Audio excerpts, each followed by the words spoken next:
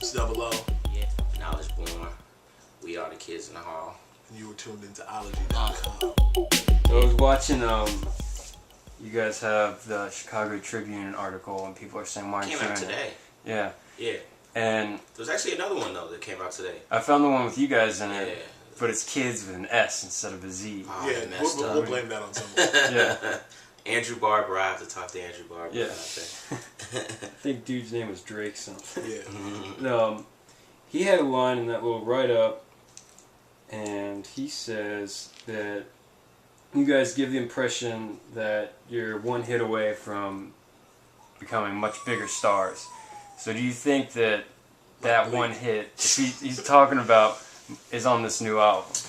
I think that one hit is on every album. Like, a hit, I wish, was something that we could just make, and then it is. Like, the reality of it is that we've realized timing, the environment, like, literally the time of year, all of that all constitutes what could be a big record, you know. For us, like, our biggest record that really let people know about us was Driving Down the Block. And the components that made it that were, you know, the hipster kind of movement was steamrolling.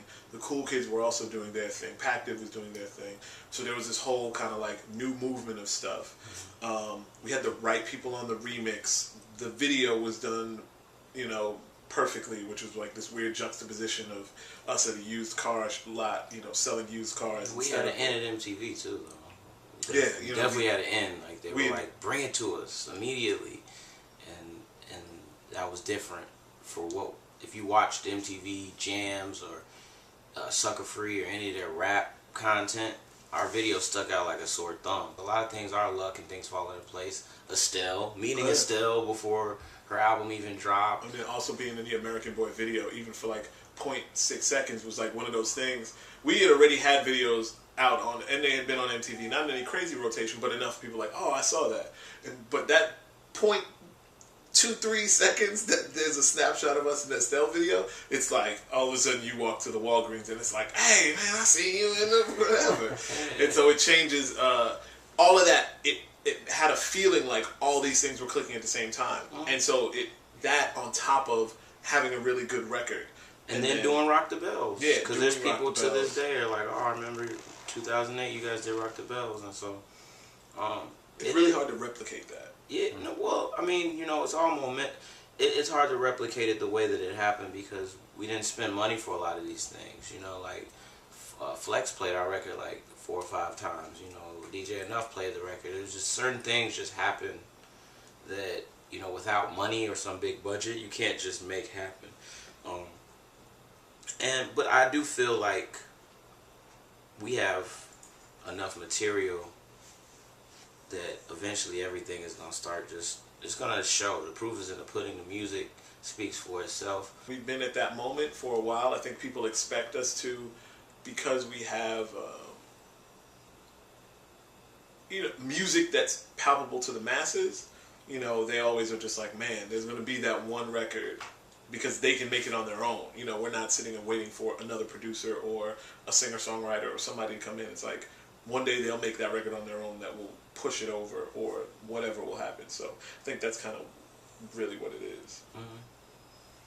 Talking about the album, just when I was listening to it, going through just a simple run of the track list, when you go to tracks like, this is what I picked up from That Good, to Make It Up Tonight, to Crash Dummy, to Pour It Up, to She's Smoking, to Flavor of the Century. Each one is so drastically different in its own way. True. So just as an example, going into this album, what kind of philosophy did you guys have about putting that together and sort of making that the idea of things so differently? We stopped. I always never cared. You know what I'm saying? I was like, man, we had a list of songs, and he was like, man, the album doesn't flow. I was like, who gives a fuck? You know what I'm saying? Like, just pick the best songs, and then like let the people make their own decisions. I'm like, people put it in their iTunes and reorganize them however they want anyway. You know, I don't think too many people, I mean, some people, there's old school heads that really like care about the flow of the album and, you know, how the track listing, how things come together. But I just felt like the idea of going to LA was sporadic. The idea of recording an album and doing a reality show, all this shit was sporadic. So the product of that experience should seem sporadic. Like, one day I'm smoking with a bitch, so then she's smoking me out, you know. But then we talking about how the bitch know all the homies, but then she want to act like she don't know all the homies. So then we're all friends, and then fuck, we want to get drunk the next day. It's an occasion, you know what I mean? Like, all of these things are just real life experiences, and I don't think anybody lives in perfect sequence. So why should a perfect album have perfect sequence? Yeah, I think, you know, we at least for me, like, you know, I spend a lot of time really concentrating on making everything have some sort of pseudo connection, so that it's like, you know, that there is a relationship in all the things. And, you know, on the last album, Land of Make Believe, between like the artwork and just the flow of the album and sonically the way the album sounded and all of these things, it was draining. It was a lot of like trying to make this perfect piece of art, and it didn't work. So it was just kind of like, it didn't change anything for us. I was just looking on your Twitter, and I saw something you'd said. Feed to listen. It's a great feed, man. You'd said something about how you wrote a lot of stuff while you're on planes. Yeah. And I was curious if you could talk a little more about that, because you made it sound like, you know, that was really like a good hub for you creatively. Well, like, yeah, I spend a lot of time in airports. I mean, honestly, you need a space to be able to... I write better alone, and I write better when I don't have anything else to focus on or anything to do. When you're sitting in the airport, waiting on a plane, or if you're on a plane, like, your time is dedicated to being on that plane. Like, you're not going anywhere. Like, I can't sit here and want to tweet or want to get on... I guess I could if I was really that thirsty to just, you know, get the internet and on the plane or whatever, but usually when I'm on a plane, I'm just in my own thoughts. And sometimes the best ideas come when I'm alone. So, yeah, just when you're up high, man, you contemplate shit and you start thinking about things. You look out the little window and you're just like, man, I wonder what it's like to, you know, moonwalk on clouds. And then that turns into like a metaphor, and then that turns into like, that's like the beginning of the verse. Like, I want to moonwalk on, like, you know what I mean? Like, that little ideas like that just happen. Or, you know, a stewardess might flirt a little bit, or it might be a cute girl, or, you know, might be a baby crying behind you. Like, certain things, they're just going on. I never on any plane have I ever, since I've been taking planes since I was like 4 years old, have I ever been sat next to the cute girl. Like, do you ever, like, you always see the chick and you're like, oh man, maybe we'll be in one day, bro. This is what you do. One day when you just like, fuck it, I got a little bit of just fuck it, just upgrade your shit. Sit in first class a couple times. It's always cute bitches in first class. Oh no, I mean, I've done always I've cute done the bitches first in class first thing class. a ton of times. Now, sometimes I don't even have the bread to do it, but I'm just like, you know what? I bet you this bitch is in first class. I bet you. And it's lo and behold. And there's all type of walking room, and you can be like, hey man, you want to switch seats? Oh, sure, whatever. Two of the features that I thought were interesting on the album were Freddie Gibbs and Killer Kyleon, and yeah. I talked to both of them at different points throughout the year, so it was interesting seeing them. They're both people that I like. Was like, we have to have. Yeah, I want to know how that link up happened, how you guys got together. I mean, the Freddie thing, that song is actually an older record that was on Knowledge is 20-something, but because it's your first time hearing it too, it obviously means that people didn't hear enough of it. No, but I told him that too, you know, it was a mixtape record, but we beefed it up, made it bigger, it sounded a lot better, and yeah, like me and Freddie, we went to the launch of Hennessy Black in Chicago with Andrew Barber from Fake Short Drive. We just got really fucking wasted off Hennessy. And then like in the middle of it, this is at like maybe 2 a.m., Andrew's like, you guys should do a record. You guys have to do a record. And so we're just like wasted. So we called the engineer. We're like, man, can we come record like right now? Like, we want to come like right now. And he's like, like, we're just wasted. So he's like, they're not going to record. So we go in there and we made the record. It came out really dope. And Freddie to this day doesn't even remember his verse because he was so fucking wasted when we did it. He doesn't remember the verse at all, but I remember his verse better than he remembers it. Yeah, no, Killer Kyleon and somebody, I was like, yo, I just always thought he was like so dope, like really dope.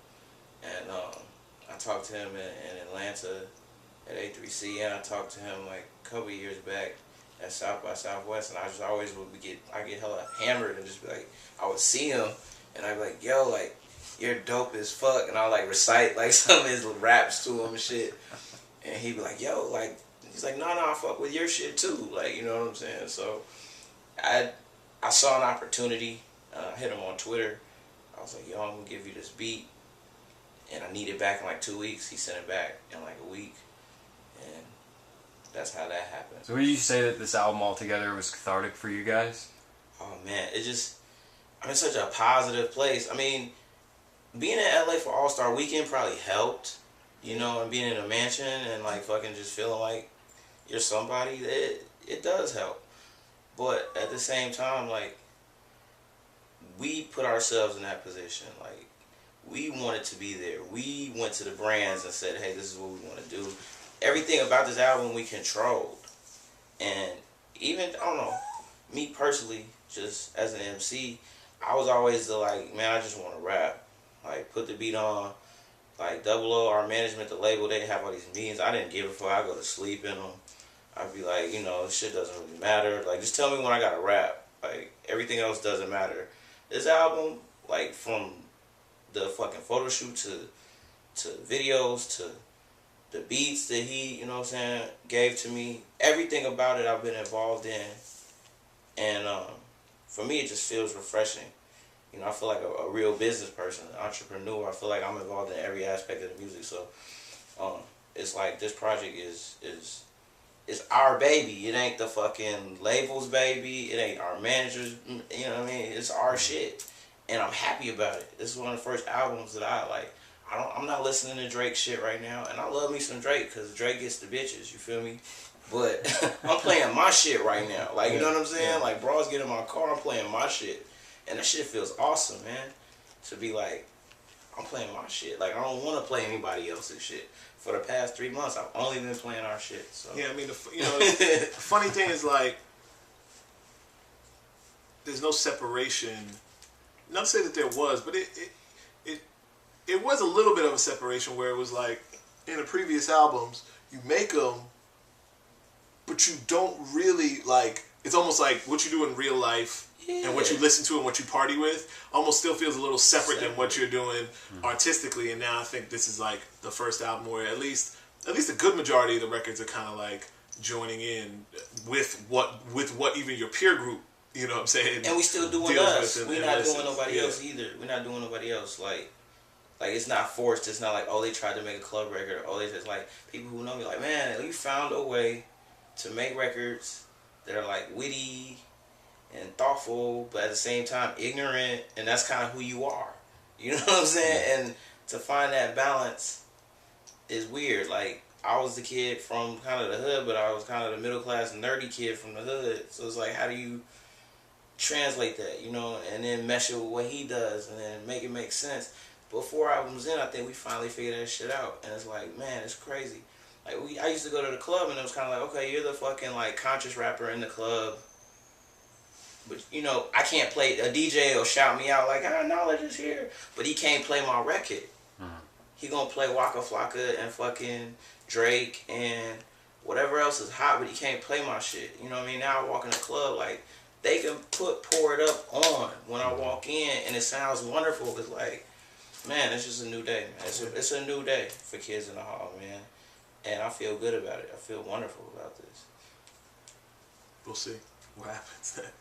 Man, if not anything, I'm just gonna get a lot more ass. You know what I'm saying? Like, if not for anything, it's like, man, if you didn't like, realize real early, my it's like, quota's man, going up. If you're like, not gonna get you know what I'm saying? If you're not gonna get paid a lot for this show, man, you gotta take something from it. You know what I'm saying? You gotta take something from it. If somebody's girl, she's not your girl this evening. I'm just saying, my table at the club is about to look crazy. Like, that's all I'm gonna say. The comp bottles or whatever, but the table is about to look nuts, man.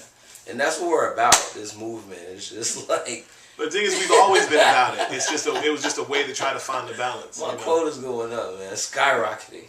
By the minute. By the radio spin. Funny thing is, it's really hard. It's hilarious because it's like, yo, people forget. And people just don't really know. No, I love women, though. When it comes to Penn, like, Penn trained us, even though it's a great Ivy League school. But at least when we went, it really trains you to be this kind of like... douchebag?